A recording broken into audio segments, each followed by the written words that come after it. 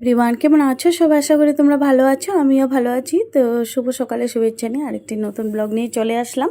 এতটা ব্যস্ত ছিলাম বলার মতো না, যার জন্য কোনো কিছুই ব্লগ তোমাদের সাথে আর শেয়ার করতে পারছি না। আর এই ব্লগটা ছিল 28 জুলাই। তো আমি আমার স্টুডেন্টদেরকে নিয়ে 28 জুলাই রাত্রিতে আমরা ট্রেনে করে আমরা গিয়েছিলাম গুয়াহাটিতে। গুয়াহাটি প্রোগ্রাম ছিল সাংস্কৃতিক সঙ্গম। তো ওখানে প্রোগ্রামের জন্য সব প্রিপারেশন, আরও স্টুডেন্ট আসার কথা ছিল, বাট সামার ভ্যাকেশন চলছে। তো ওরা কেউ কেউ ঘুরতে গিয়েছে, যার জন্য আর কি হলো না ওদের। যাই হোক, ওরা আসে নাই, ভীষণ আফসোস। মানে আমার ভীষণ খারাপ লেগেছে যে ওরা যদি আসতো একটু ভালো লাগতো। আর যারা আসছে ওদেরকে অনেক অনেক ধন্যবাদ।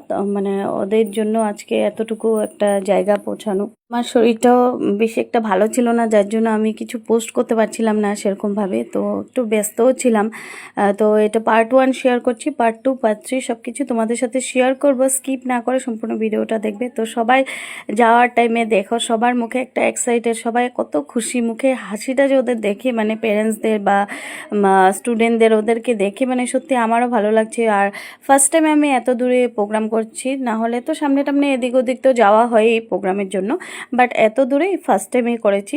আর খুব ভালো একটা জার্নি করেছি, সবাই মিলে একসাথে থাকা, একসাথে এনজয় করা। আর কি হয় না, কোথাও ঘুরতে যাওয়া বা কিছু একটা কারণে সবাই মিলে একসাথে যাওয়া, তো প্রত্যেকটা মানুষ সেম হলে তখন ওই জার্নিটাও খুব ভালো হয়। জার্নি ভালো হওয়ার কারণেই এটা, যে সবাই মিলে একসাথে গেলে সবাই সেম হতে হবে। আর সবাই তো সেম হওয়া পসিবল না, যদিও আমরা যারা যারা গিয়েছি খুব এনজয় করেছি, খুব ভালো সবাই। আর সব স্টুডেন্টগুলো দেখো, ওরা মানে খুব খুশি, সবাই উপরে উঠবে ট্রেনে, মানে ট্রেনে ঘুরে ঘুরে ঘুরে যাবে। আর দেখো মাদেরকে একজন একজন করে সবাই টাটা দিচ্ছে, আমারও ভালো লাগছে আর কি। তোমাদের সাথে শেয়ার করতে করতে মানে ওই মোমেন্টগুলি মনে পড়ে যাচ্ছে, যে আমারও মুখে হাসি এসে যাচ্ছে। যাই হোক, খুব ভালোভাবে মানে আমরা প্রোগ্রামটা করে আসলাম, আর সব কিছু তোমাদের সাথে শেয়ার করব তোমরা। আর জানো বন্ধুরা, সারাটা রাত্রিতে একটা বাচ্চাও ঘুমানো হয়নি ওদের। মানে খুব এক্সাইটেড, কেমন হবে, কেমন যাবে, কেমন কি করবে, খুব যেটা আমাদেরও সাধারণত হয়। তো ওদেরকে বকুনি দিয়ে দিয়ে ঘুম পাড়ানো হয়েছে, কারণ ভালো করে ঠিক করে ঘুমটা না হলে তো প্রোগ্রাম হবে না, যেহেতু প্রোগ্রাম আমরা মর্নিংয়ে বেরিয়ে যাব।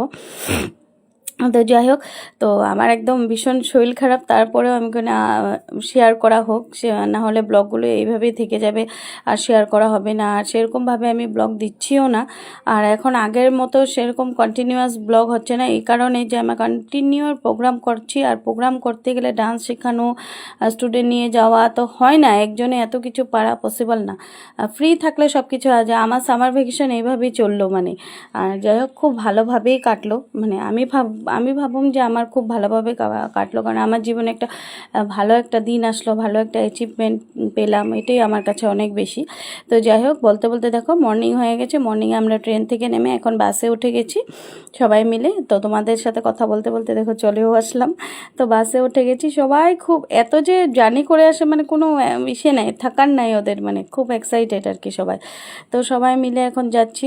দেখো মর্নিংয়ে এত সুন্দর ওয়েদার করে আছে, আর খুব সুন্দর ছিল ওয়েদারটা সেদিন। খুব একটা বেশি গরমও ছিল না, খুব ঠান্ডাও ছিল না, এরকম একটা ওয়েদার ছিল।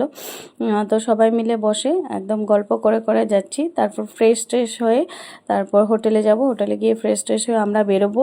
আর পার্ট 1 তোমাদের সাথে শেয়ার করছি, পার্ট 2 তোমাদের সাথে শেয়ার করব, পার্ট 3ও শেয়ার করব। তো আমরা বাস থেকে নেমে গেলাম। বাস থেকে নেমে এখন একটু টোটো করে হোটেল পর্যন্ত পৌঁছাবো। তো রাস্তার চারিপাশটা কে কে চিনো বলবে। তো চারিপাশটা একটু দেখালাম, আর ইচ্ছাও করছে না, সবাই গিয়ে দাঁড়িয়ে আছে হোটেলে। মানে এই হোটেলটা খুব একটা হোটেলে দাঁড়ানো হয়েছে এখানে।